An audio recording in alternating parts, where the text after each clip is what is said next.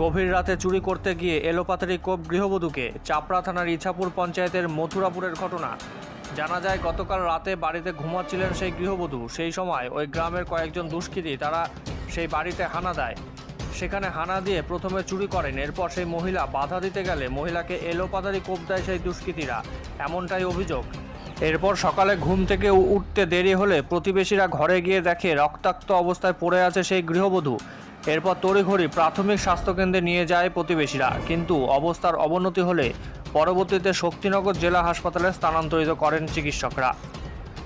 আরেকবার জানায়, গভীর রাতে চুরি করতে গিয়ে এলোপাতাড়ি কোপ গৃহবধূকে। চাপড়া থানার ইছাপুর পঞ্চায়েতের মথুরাপুরের ঘটনা। অভিযোগ আপনাদের?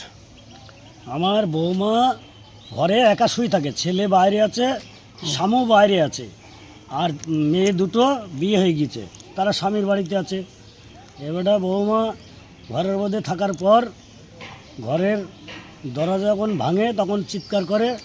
এবারে কয়েকজন গিয়ে সেখানে দরজা ভেঙে ৬,০০০ টাকা নিয়েছে আর গায়ে কোপ মেরেছে ধারালো অস্ত্র দিয়ে।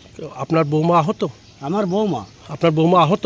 হ্যাঁ। আপনারা কখন দেখতে পেলেন? আমরা দেখতে পেয়েছি, পাট ছেলতে গিয়েছিলাম, পাট ছেলে এসে খবর পেলাম যে বাড়ির পাশে, আমার বৌমার বাড়ির পাশে একটা মেয়ে ছেলে গিয়ে বলল যে তোমাদের ভাদর বউকে দেখো কি মারধর করেছে। এবারে গিয়ে দেখি, হ্যাঁ, বাড়িতে ঘরের মধ্যে গিয়ে দেখি রক্তপাত হয়েছে, বৌমা পড়ে আছে শুয়ে অজ্ঞান হয়ে। আপনারা থানায় অভিযোগ করেছেন? থানায় অভিযোগ করেছি। কাউকে গ্রেপ্তার করেছে পুলিশ? হ্যাঁ, পুলিশ গ্রেপ্তার করেছে। কাকে গ্রেপ্তার করেছে? ভোলা হালদার। আচ্ছা, ও কি দুষ্কৃতী? হ্যাঁ, ও দুষ্কৃতী। আচ্ছা, আপনার নাম? আমার নাম মজিদ মণ্ডল। বাড়ি? বাড়ি মথুরাপুর।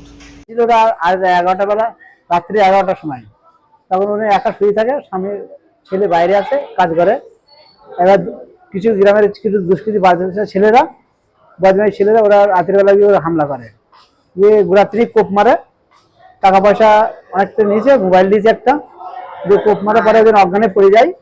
তখন উনি পালাতো, পালিয়ে চলে যায়, ওরকম মারা গেছে বলে চলে যায়। পাড়া প্রতিবেশী সকালবেলা দেখে বেলা হয়ে গেছে, উঠিনি কেন, ও তখন উঠে ঘুরে তখন দেখে, পাড়া প্রতিবেশী ডাকে, তখন দেখি দেখে অজ্ঞানে পড়ে আছে রক্তমুক্ত অবস্থাতে।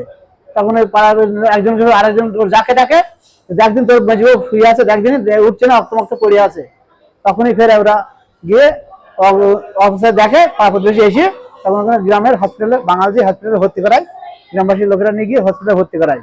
ওখান থেকে আমাদের নিয়ে এসে আমাদেরকে নিয়ে এসছে। অনেক টাকা পয়সা নিয়েছে, অনেক লুটপাটও করেছে। এফ করেছে কিনা সেটা আমরা দেখিনি, এখন ও কিছু বলতে পারেনি এফ করাটা।